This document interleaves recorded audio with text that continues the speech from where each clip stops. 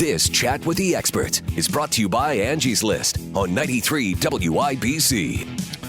Welcome back to Chat with the Experts, brought to you by Angie's List. I'm Kyle Hawk, and I'm joined today by Judd Haag of Bone Dry Roofing right here in Indianapolis. And we were just talking about the first steps you should take when you're considering a roof replacement and what happens during that process. And now we want to talk about the actual materials that you should consider and how the installation process works once you've got everything selected. And Judd, I guess a good place to start and talking about the roof materials is talking about the different types. I mean, there's a lot to consider: metal, slate, asphalt. How are you actually going to choose the material that's going to be right for your home?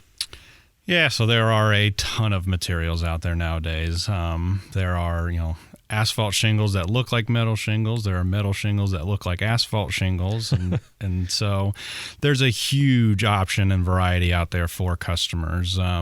We typically see most customers going with an asphalt shingle just because the technology in them has come so far that the life expectancy of them has really improved. So, you used to have the slate tiles and the wood shake tiles that would last much, much longer than your asphalt shingles, and that's not necessarily the case anymore. They do typically last a little bit longer still, but it's not quite as extreme as it used to be, and the cost is quite a bit more. So typically if we do see somebody going with a wood shake or a tile or a slate, it is typically for the aesthetics of it. They live in a neighborhood, or they have a house that just really aesthetically they want something that stands out and differentiates their roof from everybody else in the neighborhood, and that's when we'll see them go with one of those styles.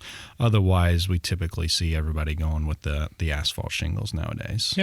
There's obviously a practical side of having a roof on your home, but the aesthetics more and more come into play in the decision. And if you do decide to go with asphalt shingles, there's still things to think about. You got to think about what kind of brand, color. I mean, talk with us about some of the options that are available even if you're just choosing asphalt shingles. Yeah, so there's a lot of brands out there. We a lot of different contractors kind of get familiar with one brand, and they tend to go with that one. We ourselves, kind of prefer Owens Corning. They've been around for a really long time. They've got a great track record and an excellent warranty. They really stand behind their product, so we really like them. But there are a lot of other brands out there, and we'll typically, if a customer feels really strongly about one, we'll go ahead and install it for them. But most customers don't necessarily know just offhand, what the manufacturers are and what the differences are. So we typically recommend, if you don't know and you're interested, there's tons of resources online. Go to the websites, look them up, find out what the pros and cons might be of the different ones. And then once you do finally choose an actual manufacturer, there's all different types of styles within the manufacturers. They've got as low as the 25-year warranty, the 3-tab shingle, which you see kind of on the track homes, all the way up to the, like we talked about, the asphalt shingles that look like a wood shake shingle, or they look like a slate shingle. And there's a little bit more cost to them, but sometimes people like the look of those, and they do decide to go that route. Yeah, and of course, like you mentioned, there's more options than ever, even of, putting a picture of your home online and then changing out the different colors and styles of shingle to see how it would look on your home. So there's a lot of really cool ways to go about that. So once the process starts, how long is a roof replacement job generally going to take? And is that something the homeowner needs to be on site for while it's happening? So typically, depending on the size of the roof, the complexity of the roof, it could take anywhere from a half a day to, our big jobs are usually about 3 days long, and that all just depends on weather conditions, how early the sun comes up and goes down. If we've got some nice dry summer days, we'll typically be in and out in one day and get a house completely torn off and reshingled in one day. And while we don't necessarily ask that the homeowner sit at home and listen to the pounding all day long in their house, we do ask that they meet us in the morning. We do a walk around with them just to make sure that they're happy with all the protection that we set up, to make sure that their house doesn't get damaged. And then again, at the end of the day, we like to do a final walkthrough with the homeowner, walking around the house, make sure they're aesthetically happy with everything, and that we did a good job cleaning everything up, and that they are 100% satisfied with the work. Yeah, and in talking about the cleanup, obviously we've all seen all the material get torn off the roof, thrown into the truck or big bin sitting in the yard. What happens to the old materials after the tear-off process and cleanup process is finished? So we actually bring our own trailers to the job sites, and we show up the morning of, we back the trailer in, we throw all the shingles into the back of the trailer. We try and separate the wood products from the shingles, because we take all our shingles to a recycling facility down on the south side of Indianapolis, where the shingles are actually ground up and get filtered in with asphalt to make the roads. Oh, wow. So the different paving companies are allowed in Indiana to use about a 5% recycled asphalt shingle makeup in their asphalt. So we definitely, like to do that. It keeps all that material out of landfills and really goes back to taking care of the environment. So yeah, no question. That's really cool to hear. Now, once the whole process is done, your new roof is on the home, you're going to want it to last, obviously. Mm-hmm. And you mentioned warranties a little bit earlier. Are there common ways that people can inadvertently void the warranty of their shingles by doing things to their roof?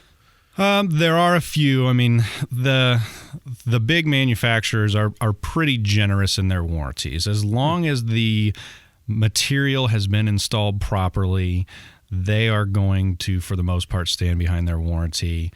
And there's a few things in terms of ventilation, making sure that the roof is properly ventilated. If you don't have good intake and exhaust vents on your roof throughout the entire summertime, you get all this warm air building up in your attic, and it can actually bake the shingles from the underside, which causes that asphalt in the shingles to prematurely age. Yeah. And then those shingles do start to lose granules, and they will fail prematurely.